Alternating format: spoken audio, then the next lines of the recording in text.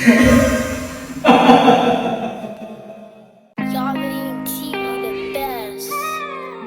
Drew, all lives matter, but in these crucial situations, black lives gotta matter. To black people, for a long time we ain't been equal. Wisdom by Drew podcast. So we here live, man. We just wanted to come and show some love and shed light on people who I think deserve a light shed on them. But before I get started, man, I want to shout out my sponsor, which is Doug Battles, man. He's a good friend of mine, and he got a clothing line called Original Threads of Pearl. We got a couple of little vintage things in cotton that you can go buy. It's definitely some good thread. It's original threads. He got the Scullies, and he also got t-shirts. He got a plethora of things, but these are the clothing that I'm just supporting at this moment. And he also, you can also find him online. You can go to on IG. It's on IG it's the Real OG Fresh. On Twitter it's the same thing, Real OG Fresh, and on Facebook it's at the Real OG.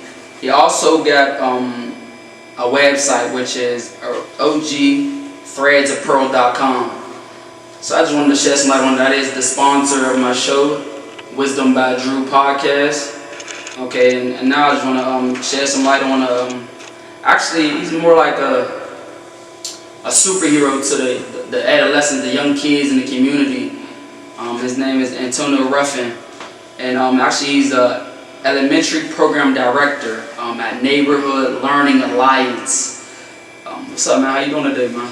I'm good, Drew. Thank you for giving me the opportunity to come on your show today. I appreciate that. No problem, man. I'm ecstatic I got you to come on the show, man. It's been an honor just to learn different things that we have in common, learn how much you ascended, being where we come from, and I'm just so happy I was able to get you to come on the show. Before we go any farther, I'm gonna just express some things about him. He was at CCAC, where he grabbed 2 associate's degrees, one in psychology and the other in general studies.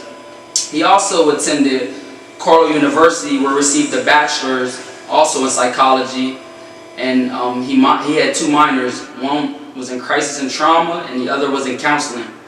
His final stop, he's actually currently at California University, where he's currently working on getting a master's.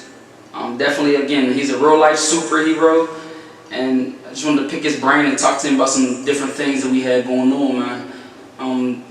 So for the most part, what really got you interested in working with this age limit of kids to secure like a legacy for yourself? Like what got you interested in this age limit of kids, if you get what I'm saying?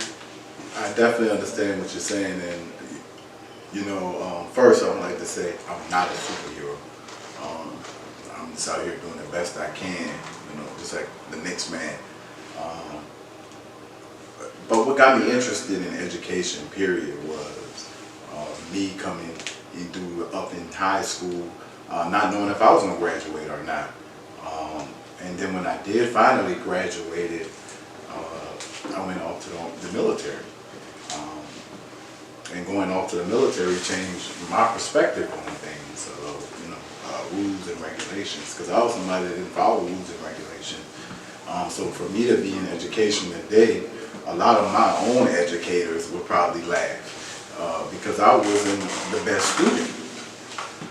And that's what it takes sometimes for some of these young people to see that, we all got our ups and downs, but, possibly with some guidance, we'll be all right. It don't have to be the route I took. It could be something different. Dang, that's crazy. And what's your day-to-day interaction with these kids that you mentor on a day-to-day basis? What's like give me a rundown of how a day starts dealing with these young. Sure. So as the elementary program director, my morning starts early. Probably it's going to start in the afternoon, late afternoon, with staff calling about the prior day, or maybe about behavior issues they have with students, or issues they're working out with parents, or it could be anything. I'm getting a call about somebody's calling off, or going to have to go down to the site to deal with parent issues, staff and parents getting into confrontations. I'm mainly like a big referee when it comes down to everything. Some people will say in the eyes of some like a principal, but for the most part, I'm the person that's keeping the lights on, paying the bills, making sure the kids got food at the sites, making sure the staff got the supplies they need and everything. Oh, okay. How do you? You're a father, right? Yes, 2 boys, Javier and Antonio. Okay. How do you differentiate that? So I know you got boys. How do your job help you raise your boys? Because I know you love the kids in the community, you love the upbuilding of young men, and that's what you've been doing for a while. So how does that incorporate into fatherhood? Well, I feel like it's the opposite way around. I feel like it's, how does me being a father help me be the elementary program director? Because I feel like if it wasn't for being a father, maybe I wouldn't have the patience I have today to deal with kids. Because I know as a father, it takes repeating yourself many times before a child may get something, your own child may get something. And that's patience is involved with that. So I think being a father has allowed me to be more patient. Oh, that's crazy. Because that's what I'm trying to work on as a father as well. And another question I want to ask you. In our black community, we deal with a lot of self-hate. How, in your position, do you turn that into love? Because it's going back from generation to generation. But the kids, I know they see it on an everyday basis as well. So how do you incorporate that at your facility when they come in there and they're down or they're not feeling so good? How do you guys make their day go a little better? So yeah, when it comes to self-hate, we try to teach something called social and emotional learning. So, letting them know that they're not alone. Because we all experience things where we feel like, we in this by ourselves. Even our kids, you gotta think about when you were a kid. We've all had those experiences where we felt down, where we felt like we weren't good enough. But we still have to ensure for these students that we lead them by example. And a good way to do that is to make sure they can see some of our experiences. When we talk about social and emotional learning, though, we're meaning that you could learn through others' experiences. They may have kids there at that site that may be going through some of the same things they're going through. A lot of ways to get kids to respect themselves is showing them someone else that already respect themselves. Because for a kid, they want to see their peers doing something. And if that peer could share and open up about some of their own experiences, then that helps them become more confident. So it's something we call relationship building, where we want to build these positive relationships with these students. That way they can have something called self-confidence, and that's one of the parts of, I just mentioned 4 areas of social and emotional learning. And educators know when we say social and emotional learning that that's something where you want to put yourself in the kids' shoes, because all kids deserve 3 things, and that's love, support, and respect.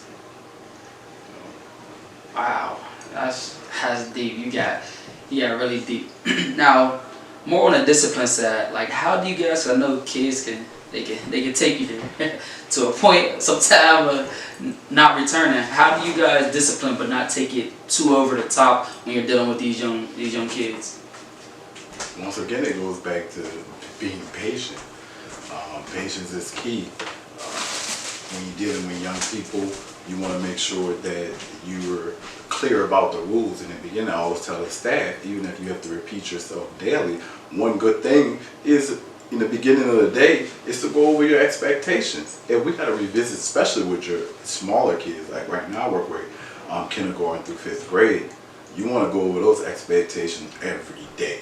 So at the end of the day, they see that Mr. Antonio, Mr. Drew, whoever it is, he's fair and impartial. That it's not about, every day is going to be an inconsistent behavior management. Like, you already know the rules. You already know the expectation. And young people want routine. It's for us to give it to them. Through structure. That's crazy. Okay, now I'm gonna break it a little bit into your education. We talked about it. I brought you in with it. But as far as that CCAC, what was your goals there, and how did you get through your time at CCAC? Well, for one, I didn't really have goals when I went to CCAC. One goal was just to get a degree. I wanted to be the first in my family to go to college. There was never been anyone in my family to go to college. There was never anyone in my family to graduate high school. So I was the first to do that. So I wanted to set an example for my kids that at least I can go to the community college and get an associate's degree. I never saw it going any further than that, to be honest with you. Okay, so after you come from CCAC getting 2 associate's degrees, I know the bar raised a little higher. You went to Carlo and you got your bachelor's. Some sense of goals there at all? Absolutely. Okay. When I finished at CCAC, I realized that that was a place, a position for me, or something I was supposed to be doing. It wasn't just about me trying to finish school. I wanted to be in education. I realized that at that point, that I wanted to work with people. I wanted to advocate for people, adults and kids. And I didn't know where that lied at. I thought maybe it was going to be in some type of hospital as a counselor or a clinical mental health counselor or at the VA. But then a professor turned to me and she said, I think you'll be good to go work with the youth. And I said, well, I'm going to try it out. But that ain't something that I planned on, going to do with my life at that point. Just happened that way. It happened that way. The best. Drew, all lives matter. But in these crucial situations, black lives gotta matter. To black people,